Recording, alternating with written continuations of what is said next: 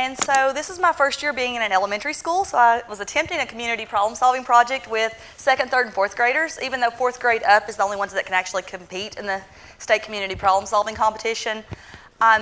We are making this an ongoing project because we did not get it completed this school year, but we will be doing it next year. I'm using my students' PowerPoint presentation, so if you see grammar errors or unlined pictures, I wanted to use what they actually presented to our city council. So the way this came about is to start a community problem solving. It's a 6-step process. First of all, looking at all the factors and identifying what the major concerns and problems are. So the way I went about that is I actually just took chart paper, the kind of sticky on the back, and put it up on the wall and put up school, city of hazard, our county, our state, and the world. And I just had students write problems that they saw in each of those areas. And I gave each student a different color marker so that when they started writing their ideas up on the wall, we could tell what student and kind of track where their thought process was going. And once our students identified what they wanted, their underlying problem, which is the step 2 in the problem-solving process, once they identified that problem and what they really wanted to focus on, they came up with, we have a city park that is in terrible need of being updated. And being second through fourth grade students, what more do they want to do than to play outside? And so they decided that they wanted to tackle the process of trying to get the city to update the community park. So they called it a place to play. What they wanted to do is they wanted to build a playground where little kids can make memories and have fun with their family and friends. They talked about having a place that they could walk to because this is in a neighborhood that has a housing project as probably as well as maybe 200 homes that are all within less than a mile distance. And the park was created in the 1980s, and at this point it's just starting to become really bad in disrepair, and they thought, you know, what if we were able to really make this a place that we can go and learn and maybe even take school trips there, that type of thing to investigate. So of course they came up with all kinds of great creative ideas on a $1,000 budget. We weren't able to do all of those, but we have talked to our city now, and we're on the agenda to speak to the city council for a second time. And at that point, that we think that the city is going to provide some matching funds to help make this project a full success. So who helps and how we pay? They said our families are going to help and the school helps. And then the ARI funds are going to provide for one section of our grant, or one section of our project. This is how the playground looks before. As you can tell, the swings are the old swings, especially for the child swing.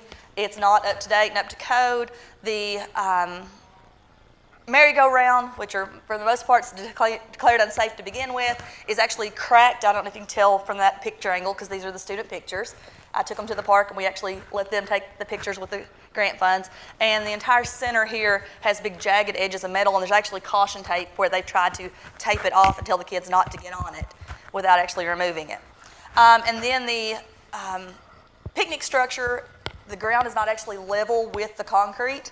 And that's one of the things the students have addressed is they want to make the ground level with the concrete so the kids don't trip whenever they try to go into the picnic shelter. And they also think that it's a very boring brown color. It's not, fun and engaging.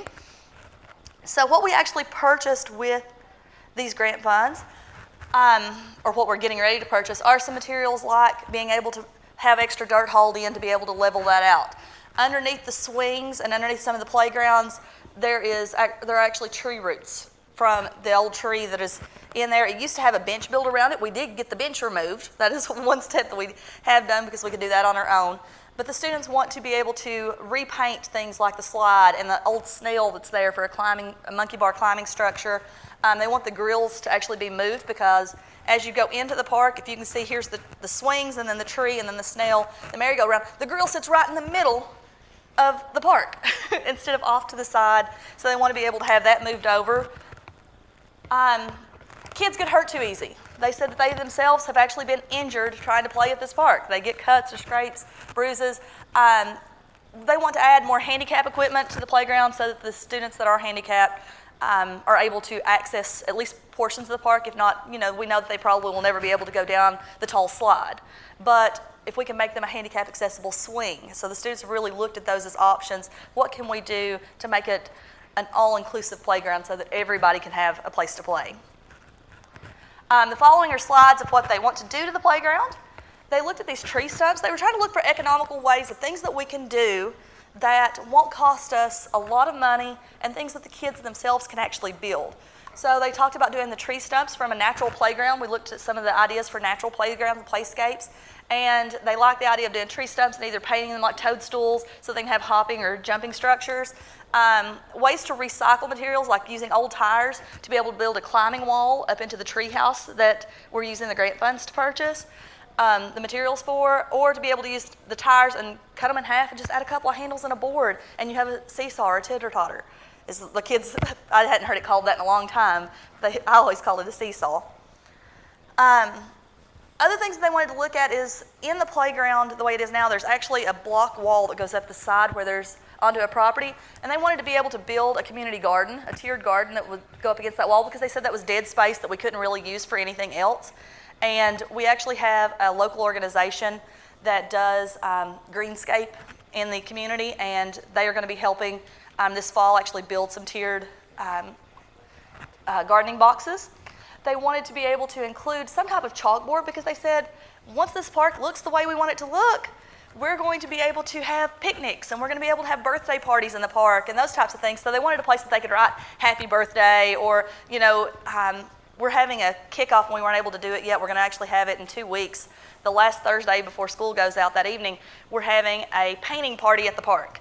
And so we collected, again on that recycling kick, we collected the gallon cans from the food cans in the cafeteria, and some of the students at home saved the smaller food cans that you would use at home. We took all the labels off and washed them all and made sure we used the no sharp edge can openers to be able to take all the sharp edges off. And we're going to actually go in and have students paint, and we're going to create wind chimes and take string and tie them together. And then our fire department is grilling hot dogs for us for free that night. So we're just going to have free hot dogs and make wind chimes and have the students and all the kids in the community actually be able to paint and become involved. And then at that time, we're going to present and say, hey, we want to build this tree house. Can you help? These are the days we're doing it. Can you go ahead and sign up now for a time slot and tell me what your talent, or what you can, if you can donate funds, if you can donate time, what can you do to help us be able to create and make this park better?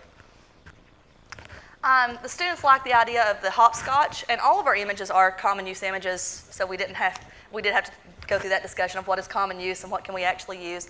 They like the idea of a hopscotch. One thing that they did suggest, and I thought it was a great idea, because again, they were thinking of that handicap accessibility. They wanted to be able to dig out and place the hopscotch level with the ground instead of above the ground as it is in the picture, because they wanted every student, even if they weren't able to necessarily do the hopscotch, they wanted them to be able to crawl or walk on the stones or roll across. This is the image of the treehouse that they want.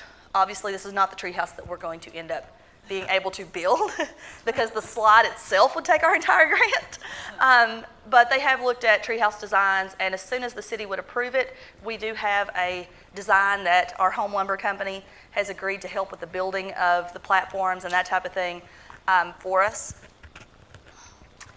And they wanted to say thank you for giving us your time today. My students wanted to come and be able to present, but it is the day before K-Prep testing, and because we start testing in the morning. And so I told them that I would bring their PowerPoint instead of the one that I'd actually created.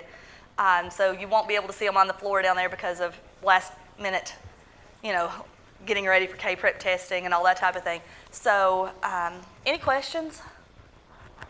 I'm very proud of, 2nd through 4th grade students. I really didn't know exactly what to expect, but they did wonderfully. Thank you very much.